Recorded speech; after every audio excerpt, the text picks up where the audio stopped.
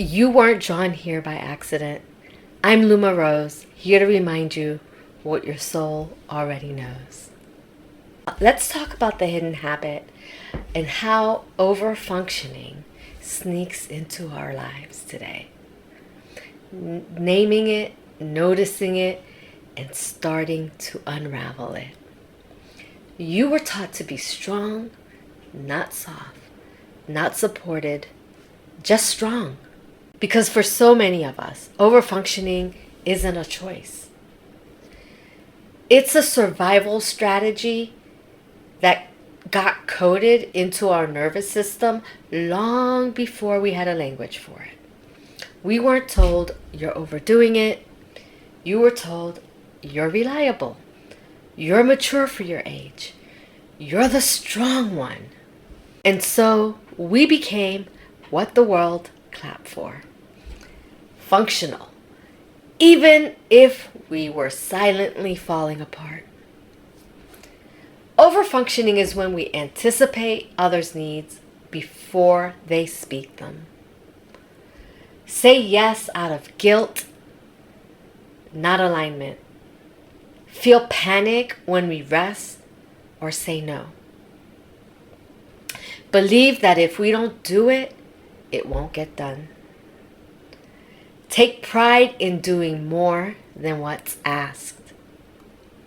It shows up in work, love, parenting, friendships, and even in our relationship with ourselves. Because society rewards overfunctioning like there's no tomorrow. You get praised for it, promoted for it, applauded for it. You know what I'm talking about. But the cost of all of that, it's quiet. Chronic fatigue, anxiety, masked as productivity. Have you ever felt anxious and told yourself, it's just because I have that project, it's coming up, it's due, I gotta get it done? That's overfunctioning. Somewhere along the line, you are overfunctioning. Relationships built on obligation, not mutuality. Yes. Do you feel like you have to go to that party? You have to go to that dinner? You have to? That's obligation.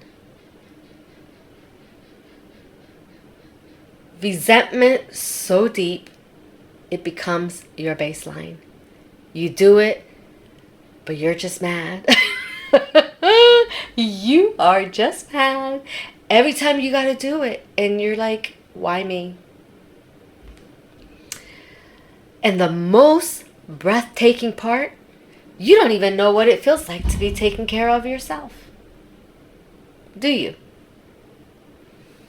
Because you're too busy caring for everyone else. Let's pause for a moment of truth. Why don't we? Are you ready? Overfunctioning isn't a personality trait like we make it out to be. It's often generational and cultural. You might have grown up with a single mom who held everything together. A family that praised self-sacrifice as strength. Cultural values that said rest equals laziness. Trauma that taught you to earn love by performing. Remember those straight A's you were trying to get in school, in grade school? You were trying to be the head of the class, weren't you? Yep, that's earning love by performing. Because if you didn't get that A, you weren't going to be loved. So you learned, if I want to be safe, I better be useful.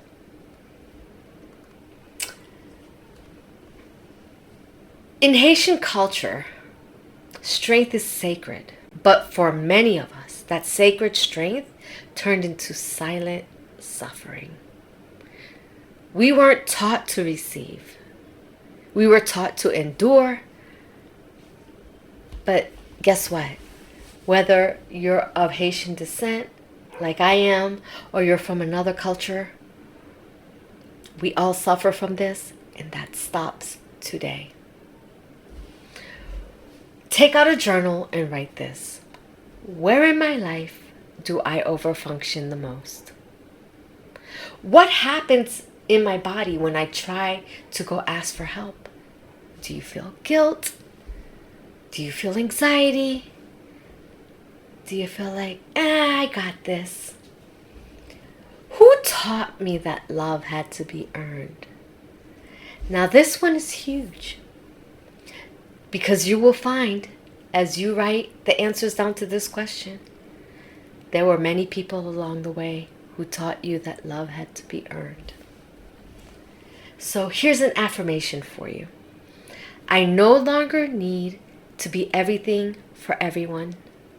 I am worthy of love even when I rest. This isn't about naming it. You don't have to fix it yet. You just have to recognize it. Because when a woman stops overfunctioning, the whole room shifts with her.